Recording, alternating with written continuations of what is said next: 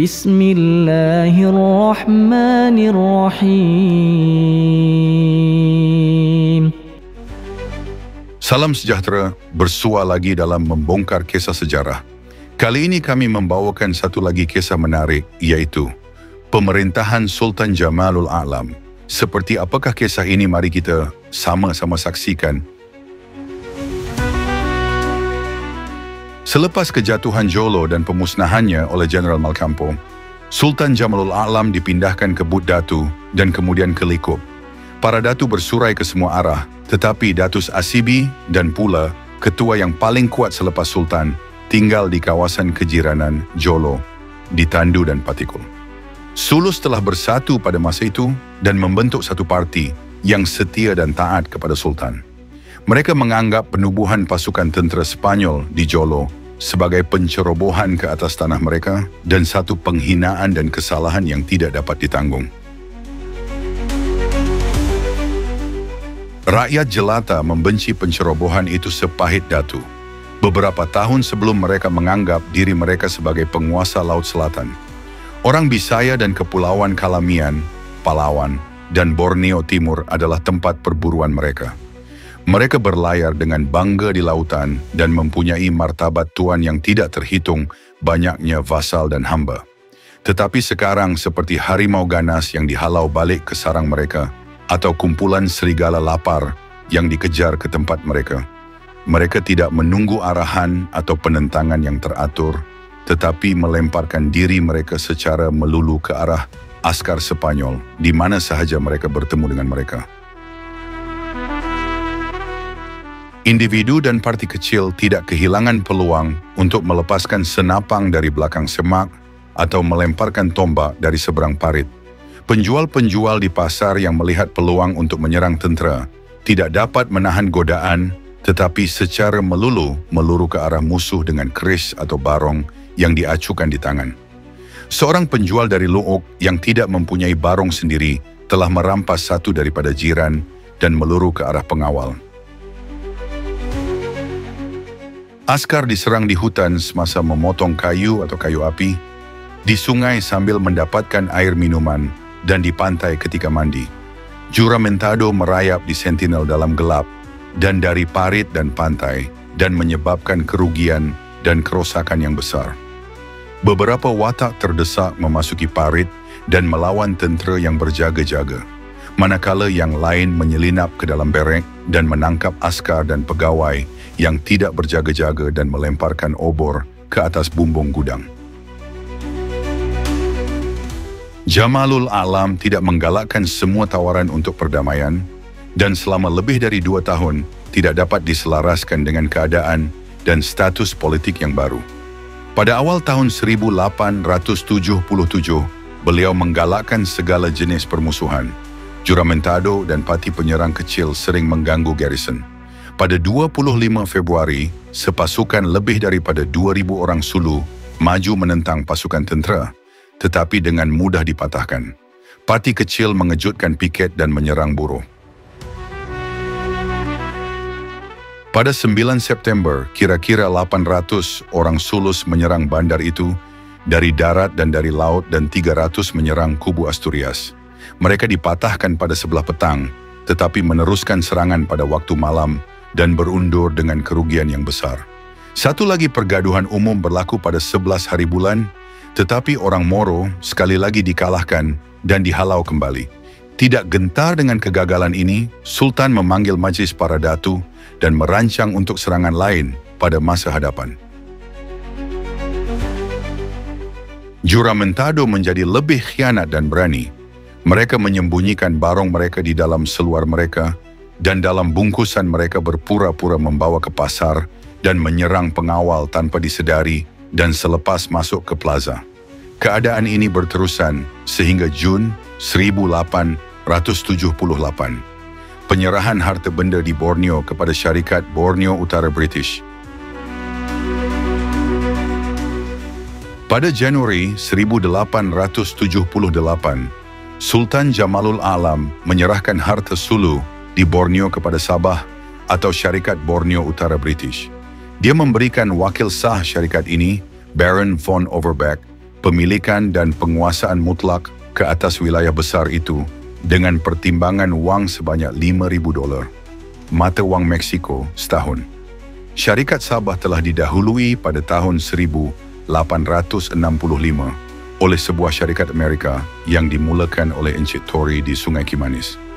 Konsesi syarikat Amerika itu diperolehi daripada Sultan Brunei, tetapi perusahaan ini membuktikan kegagalan kewangan dan haknya telah dibeli oleh Austria, Baron von Overbeck, dan saudagar Inggris Encik Alfred Den.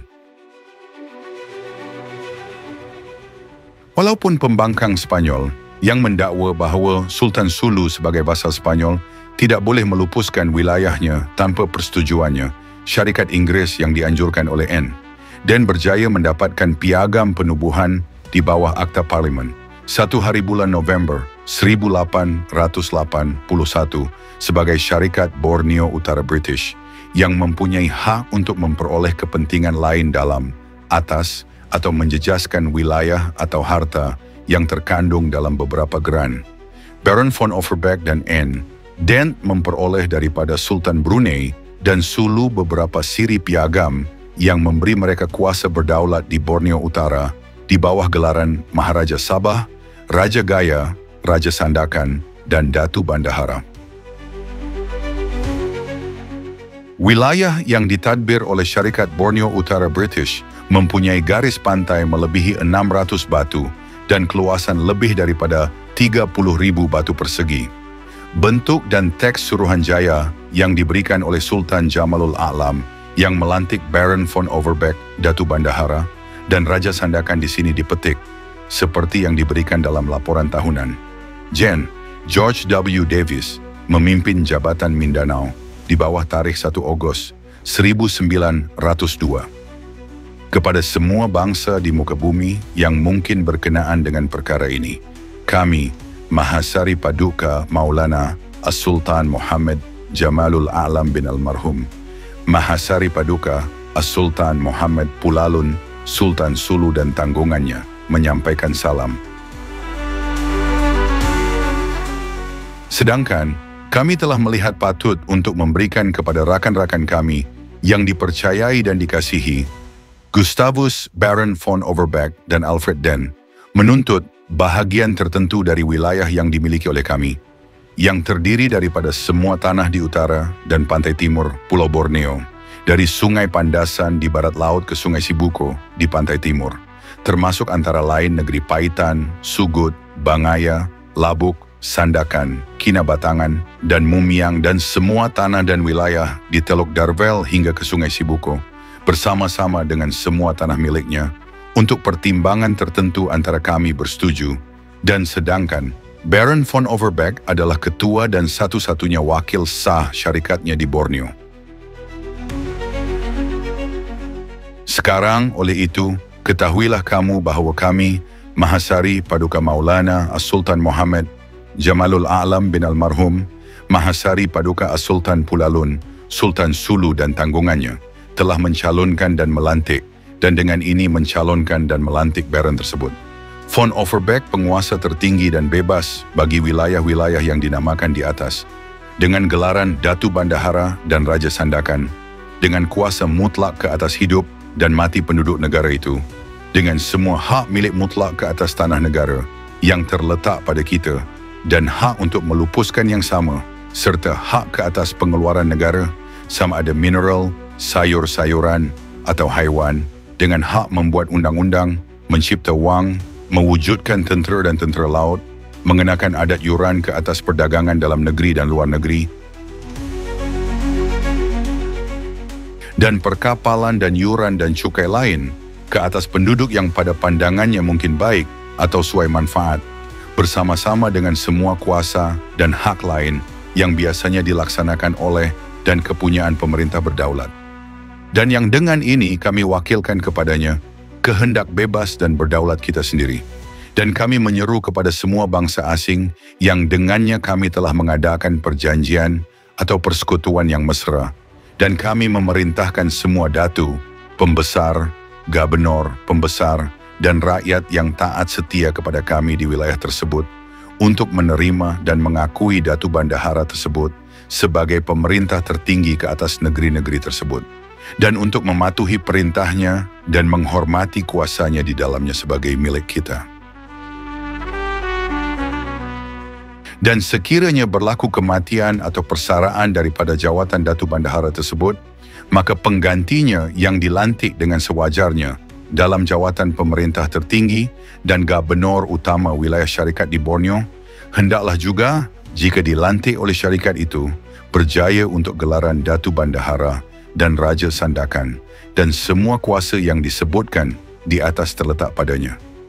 Dilakukan di Istana Sultan, di Likup, di Pulau Sulu, pada ke-19 Muharram, Edema, 1295, yaitu 22 hari bulan Januari, di 1878.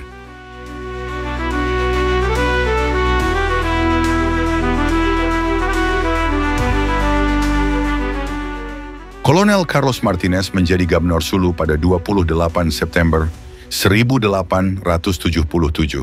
Komander terbilang ini telah melaksanakan tugasnya dengan semangat dan keteguhan yang luar biasa, dan dengan kebijaksanaan berjaya memulihkan ketenteraman dan keamanan dalam bentuk perjanjian yang ditandatangani oleh beliau dan oleh Sultan Jamalul A'lam pada bulan Julai 1878. Penghargaan yang besar untuk kejayaan rundingan adalah milik Datuk Harun Ar-Rasyid yang tidak berputus asa untuk meyakinkan Sultan bahawa keamanan dan kesetiaan kepada Sepanyol adalah lebih baik daripada syarat permusuhan berterusan yang membawa maksud kehancuran kepada negeri Sulu. Perjanjian itu menekankan penyerahan Sulu kepada kedaulatan Sepanyol, dan syarat teks Sulu menyatakan perkara yang sama dengan baik dan tanpa mengelak. Ini merupakan perjanjian terakhir yang dimeterai oleh kedua-dua negeri. Ia boleh dianggap untuk menentukan hubungan terakhir yang wujud antara mereka dan kedudukan tepat yang diduduki Sulu di Kepulauan Filipina semasa tempoh terakhir rejim Sepanyol. Catatan terbaik tentang hubungan ini diberikan dalam perkataan perjanjian itu sendiri. Terjemahan yang teliti telah disediakan daripada kedua-dua teks Sepanyol dan Sulu, dan di sini ditambahkan untuk maklumat penuh terjemahan salinan perjanjian Sepanyol. Dekri Pejabat Gubernur Jeneral Filipina, Manila, 19 Ogos 1878. Kerajaan tertinggi telah meluluskan asas-asas pengamanan dan penyerahan diri yang diserahkan melalui saya kepada Duli Yang Maha Mulia yang di-Pertuan Agong oleh Sultan Sulu dan Datu-Datu Sulu, dan tindakan itu yang saya sahkan pada 15 hari kemudian, setelah digubal dan ditandatangani oleh Suruhanjaya yang dilantik untuk tujuan itu oleh saya sebagai mewakili kuasa saya, dan Sultan dan Datus sebagai wakil Kesultanan Sulu. Saya dengan ini mengarahkan supaya satu salinan akta tersebut disiarkan dalam Warta Rasmi Manila, agar pangkalan tersebut diketahui secara rasmi dan umum. Moriones. Satu akta yang digubal berdasarkan asas pengamanan dan penyerahan diri yang dipersembahkan oleh Sultan Sulu dan Datu kepada Duli Yang Maha Mulia. Raja Alfonso XII melalui Tuan Yang, terutama Gubernur Jeneral Kepulauan Filipina, mengiktiraf kedaulatan Sepanyol ke atas wilayah kesultanan ini. Di kota Likup, Sulu, dan di istana ke bawah Duli Yang Maha Mulia, Sultan Nusantara ini pada 20 Julai 1978, 23 hari bulan Rajab, tahun Hijrah 1295. Sekarang, Carlos Martinez y Romero, Kolonel Infantri dan Politik Ketenteraan, Gubernur Jolo, Francisco Fernández de Alarcón y García, Kolonel Cormarin, Captain Frigate dan Commander Stessen, Tentera Laut Jolo, dan Huru Bahasa, Alejo Alvarez y Villasis dan Pedro Ortuoste y García, ini membentuk sebuah Suruhanjaya yang mewakili Tuan Yang, terutama Gubernur Jeneral Filipina.